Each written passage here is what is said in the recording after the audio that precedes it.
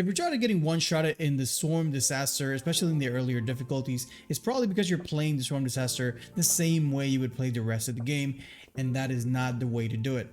Down to the units that you bring into the mode. And because of that, this mode in itself deserves its own tier list. So that's what I'm going to be doing today. Disclaimer, this tier list is for early to mid-game players who are looking for those first clears, who haven't really unlocked all the paths, or haven't really unlocked the propagation path, which is beyond busted in my opinion.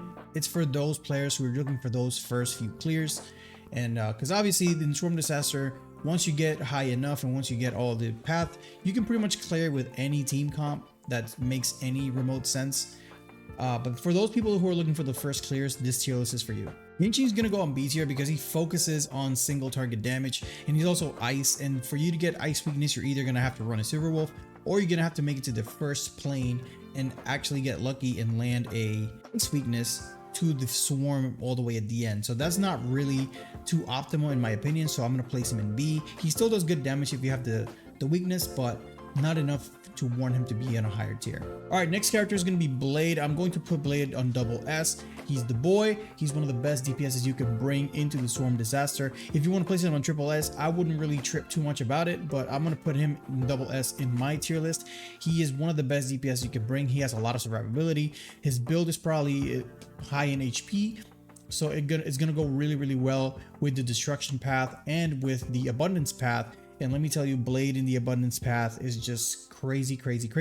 So if you run a Blade, if you've been running Blade on the hunt path or even on the destruction path, I recommend trying the abundance path on Blade, and trust me, you will not be disappointed with their homie Blade. Next up I got Luocha, and this is probably a hot take, but I'm gonna put Luocha on double S as well, probably in front of Blade.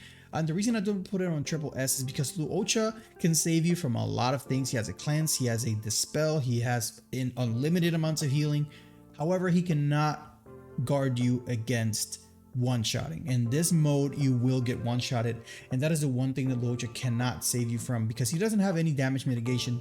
Which means that if you go into a battle and then the opponent just happens to get a lucky turn, or you just misplay or whatever, you're gonna get one-shotted and your run is pretty much over. And if you don't have him at level 80 or Ascension 6, you don't unlock the effect resist that he gets from his traces, and that makes him very susceptible to be CC'd or crowd controlled. And if that happens, your run is pretty much done. Your run is pretty much over. So in this game mode, Luocha has a little bit of a flaw, which is that, but nonetheless, he's incredible. He's probably the best healer for this game mode. So if you want to throw him on triple S, that is fine as well. But in my experience, and he's my main healer in my account, I'm gonna put him in double S. Next up, Zila. Zila suffers the same thing, kind of like the same thing as Yen Shane does, that it's single target. Even though she can keep going, the bugs are so tanky, you're not going to be one-shotting them, which means Resurgence is not going to proc as much as Resurgence should, and Zila is going to lose a lot of DPS and a lot of value. Even though she's Quantum, she still loses a lot of value because she's not going to be able to proc Resurgence as much as she's supposed to. So she does a lot of damage, but if she's not able to one-shot the bugs, unfortunately, she's not going to be as much valuable as she is. And if you're in the earlier stages of the game, one-shotting the bugs in difficulty 3 or difficulty 4 is going to be really tough. So yeah. Next up, Himiko. Himiko could be good because she's very AoE heavy. However, she is a fire weak, so you're going to either have, again, run Server Wolf, or get lucky with the burn weakness or the fire weakness. And even then, it's only the big bug that has the fire weakness, not the little ones. And you won't be able to break shields as much as you want to trigger Himiko's follow-up attack. So Himiko loses a lot of value, so I would throw her in B as well, but A because she's AoE, but I don't know. I'm gonna just leave her in B. Next up, Physical Trailblazer. Just don't use him. Physical Trailblazer. No. Next up, we got Mami Kafka. Mami Kafka is actually a really good DPS, slightly worse than Blade in this game mode, but Mami Kafka can do some good damage, even though she doesn't share any weaknesses with the enemy. You can actually get lucky and get the enemy weak to lightning. Or if you have Silver Wolf, you can just do that. And not keep mentioning Silver Wolf, and we're gonna get to Silver Wolf later on. But Mami Kafka does pretty good DPS, but since the name of the game is to try and survive, Kafka is very squishy. She will die if you don't protect her, so By herself, I would place her in S because she does good damage, but she doesn't do enough damage, and she doesn't have the survivability that Blade does. So therefore, I'm going to place her on S because Blade obviously is in double S. Jin Yuang is I don't know, it's kind of heartbreaking because like I'm between B or A. I think he's a little bit better than Yin Qing and a little bit better than Himiko. But he's definitely not better than Zila. So I think I'm gonna play him in A. My thing with Jin Yuan is that he just doesn't do enough damage, in my opinion. Actually, I'm gonna put him in B. In this game mode, he just doesn't do enough. He doesn't do enough damage to warrant you bringing him. Like, if you're gonna bring him, you might as well bring like March 7th, which March 7th is broken for this game mode as well. But this is a 5-star tier list, not a 4-star. I'm gonna make a 4-star update sometime soon. But there's other 4-stars you can bring if you were gonna bring Jin Yuan. There's other 4-stars that you can bring that are probably going to bring a lot more value to your team and a lot more survivability as well. So definitely not. I'm going to place him in B. Okay, Japard. Japard is definitely a triple S character in this game mode because he's going to be the one that makes sure you don't get one-shotted.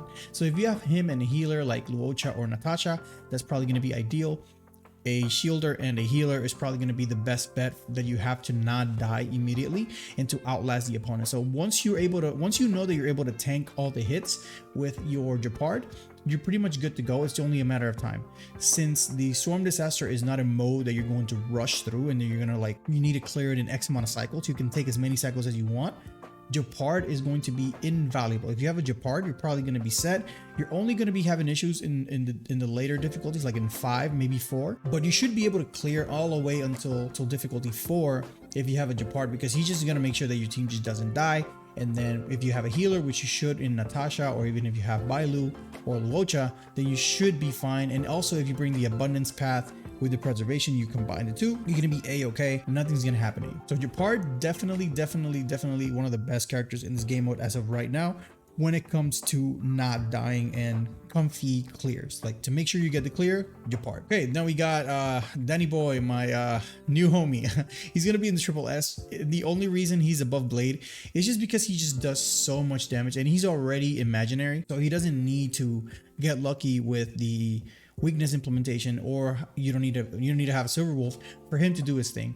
If you pair him up with the blessing that gives you an extra turn when you kill a unit, or when you kill an enemy, or when you break an enemy, you're going to be taking an infinite amount of turns with Dan Heng, even at E0.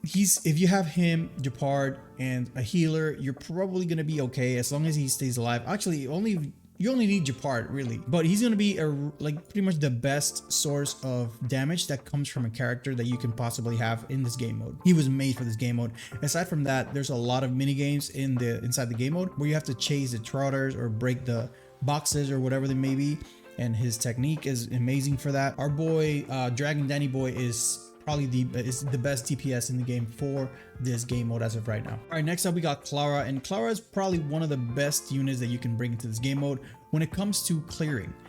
If you're looking for the first few clears, Clara is going to make it very easy, very comfortable to do so if you run her on preservation and you run her with abundance to make sure she doesn't die, because she's going to increase her taunt value, so a lot of attacks are going to be redirected towards her. She also has a lot of damage mitigation in her kit, so if you pair her up with the March 7th, or even if you have Japard, she's going to make it very comfortable for you to be able to clear all the mobs, even though she is not she doesn't share a weakness with the enemy. So Clara, definitely one of the best choices that you can bring into the simulated universe. Again, the comfy setup for the simulated universe, if you're looking for clears, is going to be abundance with preservation. And with abundance and preservation, Clara is just crazy. Okay, next up we got Bailu. She's one of the other healers that's actually really good. And this is another hot take. Luocha people, don't kill me, but I'm gonna put Bailu up here in triple S. And the reason for that is, if you slip up, if you for some reason get one-shotted, Bailu can save you from that. Bailu can revive.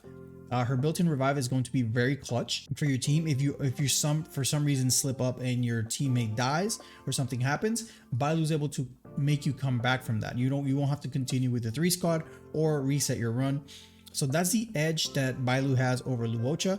But as far as healing, Luocha is still way better. But Bailu, if you run her on the abundance path, her healing would be enough, because you can make Bailu's healing like pretty much overcap your entire team, even with the random and the RNG thing that Bailu's healing does. Her revival alone I think gives her an edge over Luocha in this game mode. So Bailu, incredibly valuable in this game mode as well. Welt, I think I'm gonna throw Welt in the double, I don't know, somewhere in between S and double S. Actually, I'm gonna put him in right here in front of Kafka, and the reason is that he is imaginary and he's also AoE. By him being imaginary and AoE, he's able to break the swarm shields a lot better, give imprisonment, and then give increased imaginary damage. So Welt is a very good controller, and he also can serve as a sub DPS. So if you're a little bit more advanced, or if you have like Imbiber de Lune or something like that, if you run them both together, run them two together, a healer and Japard, or them two March 7th and Natasha, that could be a good team comp for you, because Welt complements Imbiber de Lune pretty well if you ask me. And he's also, like, you know, again, he's imaginaries and the swarm is weak to imaginaries, so any imaginary damage is welcomed because the weakness breaks are very important. I think Welt is going to be on double S right there. Okay, Firemain. Firemain is also going to go on double S. Firemain is going to be one of those other characters is going to make sure your team doesn't die. She Firemain increases her taunt value, also does you know, a little bit of damage, not a lot of damage, but with her putting up the shields and taunting, she's going to make sure that your team doesn't get one-shotted as well, which is incredibly valuable. So if you run Firemain March 7th or Firemain Natasha, Firemain Luocha, it's going to be really good. Get her with a healer, abundance, preservation path, and then Firemain should be really valuable in you to get a comfy clear in whatever stage or whatever difficulty that it is that you're having problems with. Silverwolf. Silverwolf, since what you're trying to do is survive, I think Silverwolf still goes into double S because she's just too good. Like, Silverwolf just provides so much value to any team in any game mode forever that I don't justify myself putting her anywhere that's not double S. She's also quantum, so she's already hitting for weakness. She helps breaking the shields of the swarm, and she just provides a lot of value. So yeah, Silverwolf, you know, everybody knows about Silverwolf. I don't have to really explain that much. Everybody knows what she does, but I'm gonna put her on double S for sure. Well, I'm actually gonna put her in front of Fire. Actually, no, I'm gonna put Firemain in front of Silverwolf because for comfiness, Firemain is gonna help you survive. Silverwolf, in my gameplay, she dies quite often because she's not as tanky, but if you build her tanky with effect hit rate, you should be fine. Bronya, I think I'm gonna put Bronya in S. And don't get me wrong, I'm not saying Bronya sucks in this game mode. She does not. I'm saying if you're looking for the easy clear, if you're looking for a, let's say, a remembrance clear or a preservation abundance clear, it's a clear that doesn't rely a lot on DPS. Relying on DP, like Bronya, is all about supporting your DPS. So since you're not relying too much on DPS and you're more relying on survivability, Bronya loses a little bit of value. It doesn't, I'm not saying she sucks. She's really good as well, but I'm saying in my tier list, I'm going to place her in S tier because if you have a Bronya, like in my opinion, if I have a choice between running a Bronya or let's say a Japard, I'm probably going to run Japard. I'm probably going to run Clara or Bailu or Firemain or Luocha instead of Bronya, because Bronya is not going to make sure that I don't die. All these characters are going to make sure that I don't die, except for Imbiber de Lune, but Imbiber de Lune is just a whole different beast. You already know what Imbiber de Lune does, but he's the only one that's besides the point. And I'm actually going to put him at the end of the triple S tier. All right, and now this is going to be preliminary because she's not released yet, but Fu Xuan, I am going to put her right here in the very first spot. This is my prediction of what she's going to be. We saw a glimpse of her kit in the developer live stream, and her kit looks pretty much tailor-made for this. She has an AoE quantum hit that's going to destroy the bugs pretty much, not one-shot them, but she's going to obliterate their shields. She has damage mitigation. She has damage absorption. She increases your damage output. She increases your crit rate. She heals. She just does a lot.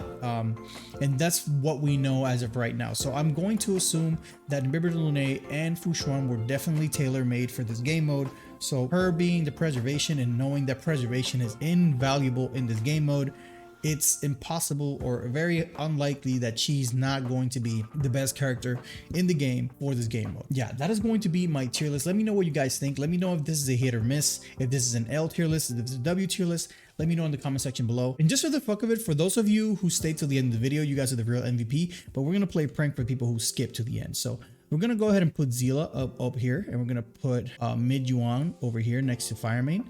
And then we're going to put Imbiber de Lune probably here, Welt up here. We're going to put Hugh here, and we're going to put Mommy Kafka like down here. And yeah, this looks pretty reasonable. I think somebody somebody can see this and be like outraged. Oh my god, mommy Kafka, blah blah blah, or oh my god, Mijuan, blah blah blah blah. Okay, that's what we're going for, guys. Either way, catch you in the next one, guys. See ya.